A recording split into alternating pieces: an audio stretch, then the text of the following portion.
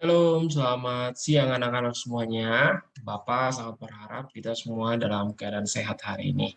Anak-anak semuanya, kita akan melanjutkan pelajaran kita pada pertemuan yang ke-11. Pada minggu yang lalu, kita sudah membahas tentang soal-soal PTS. Dan Bapak berulang kali mengatakan terima kasih karena kalian telah menyelesaikan dengan baik tugas kalian. Anak-anak sekalian, hari ini kita akan melanjutkan kembali pembelajaran kita, ya, yakni kita akan belajar hari ini tentang, perhatikan semuanya, tentang tanggung jawabku di rumah. Tetapi sebelum kita melanjutkan pelajaran kita, Bapak mengajak kalian semuanya untuk berdoa bersama. Mari kita berdoa. Bapa dalam surga, kami berterima kasih dan bersyukur atas kebaikan Tuhan dalam hidup kami. Tuhan Yesus, hari ini kami akan melanjutkan pelajaran kami dalam ruang kelas pendidikan jarak jauh. Tuhan berkati kami semua untuk mengerti dengan baik setiap pelajaran kami. Tuhan berkati orang tua kami, guru-guru, dan teman-teman kami. Dalam nama Yesus kami berdoa. Amin. Anak-anak sekalian, hari ini kita belajar tentang tanggung jawab di rumah. Dan bahan Alkitab, di dalam kita mempelajari tentang topik pembelajaran kita, tanggung jawab di rumah, ini dari Matius 21 ayat 28 sampai 32. Tentu anak-anak, dalam Matius 21 ini akan kita temukan sebuah cerita yang sangat menarik, cerita Alkitab yang sangat menarik, yang perlu kita pahami dengan baik. Anak-anak sekalian, berbicara tentang tanggung jawab, Bapak akan menjelaskan sedikit apa sih itu tanggung jawab. Tanggung jawab itu adalah sesuatu yang dibebankan kepada kita, sesuatu yang harus kita kerjakan, sesuatu yang harus kita selesaikan. Jadi kalau dikatakan tanggung jawab adalah suatu tugas yang harus kita kerjakan sesuai dan tepat pada waktunya. Itulah yang dikatakan tanggung jawab. Orang yang tanggung jawab ketika dia diberikan sesuatu, dipercayakan sesuatu, dia jaga dengan baik. Ketika dia disuruh mengerjakan sesuatu, dia selesaikan dengan baik. Ya. Ketika dia diperintahkan oleh orang tuanya untuk menjaga adiknya, maka dia jaga dengan baik. Itu tanggung jawab. Jadi tanggung jawab itu ialah seorang anak yang mau dan mampu mengerjakan tugasnya dengan baik. Itulah anak-anak yang tanggung jawab. Kalau demikian, Pak, anak yang tidak tanggung jawab seperti apa? Anak-anak yang tidak tanggung jawab adalah anak-anak yang ketika disuruh, ya, ketika disuruh tidak mau mengerjakan, ketika sudah diberikan PR atau tugas oleh gurunya tidak dikerjakan tepat waktu, ya, ketika dia itu disuruh menjaga adiknya, dia tidak mau menjaga adiknya, malah dia main-main ditinggalkan adiknya. Itu bukanlah ciri-ciri yang anak yang tanggung jawab, ya. Anak yang tanggung jawab ialah anak yang melakukan semua tugas dan tanggung jawabnya, melakukan semua tugas dan perintah yang diberikan kepadanya dengan baik. Itulah anak yang tanggung jawab. Dan hari ini kita akan belajar tentang seperti apa sih tanggung jawabku di rumah. Apa sih yang sudah harus kamu kerjakan? Apa yang sudah bisa kamu kerjakan? Dan apa yang harus kamu kerjakan tugas-tugas dari orang tuamu? Apakah kamu sudah bertanggung jawab? Apakah kamu sudah mengerjakannya dengan baik? Apakah kamu sudah menyelesaikannya dengan baik? Atau kamu hanya malas-malasan saja? Atau kamu berpikir bahwa itu semuanya tugas daripada orang tua? Tentu tidak. Kita akan belajar nanti pada pada pelajaran selanjutnya yang lebih detail tentang pelajaran. Anak-anak sekalian, dari Matius pasal 21 ya, ada sebuah cerita tentang perumpamaan dua orang anak. Ceritanya seperti ini, Bapak akan bacakan ayatnya kepada anak-anak semuanya. Perumpamaan tentang dua orang anak. Tetapi apakah pendapatmu tentang ini? Seorang mempunyai dua anak laki-laki, ia pergi kepada anak yang sulung atau anak yang pertama, berkata, "Anakku, pergi dan bekerjalah hari ini dalam kebun anggur," katanya. Terus kemudian jawab anak itu, "Baik Bapak," tetapi ia tidak pergi.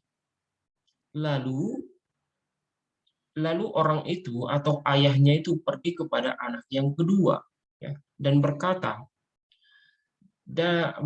demikian juga, artinya dia menyuruh anaknya itu untuk pergi ke kebun anggur. Dan anak itu menjawab, apa yang dijawab oleh anaknya? Aku tidak mau, tetapi kemudian ia menyesal, lalu ia pergi. Ada dua orang anak, ya. Misalnya begini, namanya satu Kevin, anak yang paling besar. Dua namanya Yoga. Ya. Anak yang pertama diperintahkan oleh ayah, Kevin, pergi dulu kamu ke kebun anggur ya untuk bekerja di sana. Dia langsung cepat menjawab, iya ayah, siap katanya. Kemudian apa yang terjadi? Apakah dia pergi? Tapi dia tidak pergi. Cepat menjawab, tetapi dia tidak mau. Kemudian anak yang kedua ditemui oleh ayah.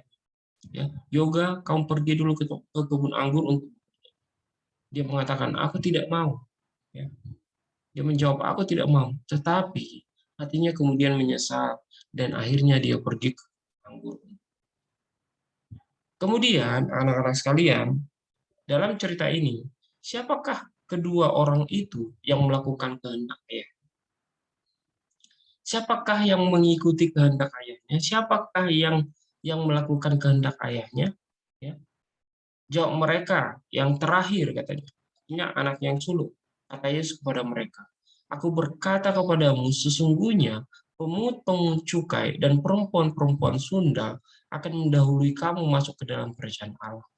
Sebab Yohanes datang untuk menunjukkan jalan kebenaran kepadamu, dan kamu tidak percaya kepadanya, tetapi pemungut cukai dan perempuan-perempuan sundal percaya kepadanya. Dan meskipun kamu melihatnya, tetapi kemudian kamu tidak menyesal dan kamu tidak juga percaya.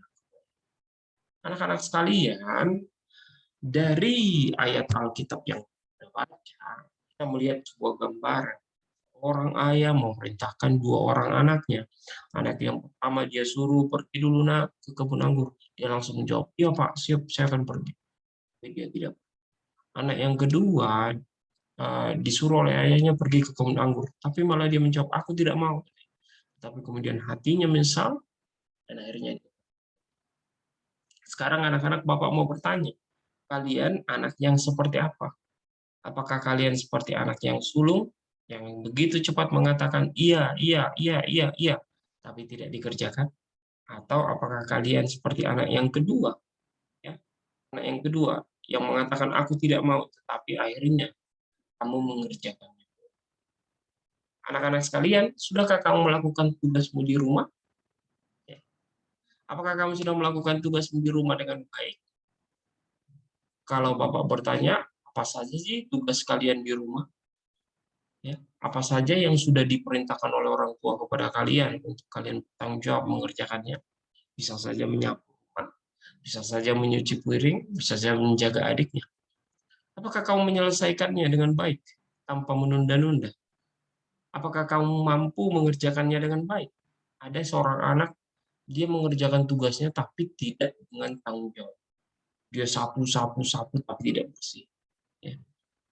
Jika kamu dapat melakukannya dengan baik, maka kamu akan menjadi anak yang bertanggung jawab. Jadi anak yang bertanggung jawab adalah ketika kamu melakukan tugasmu di rumah, perintah orang tuamu di rumah, kamu kerjakan dengan baik, tidak asal-asal, tidak menunda-nunda.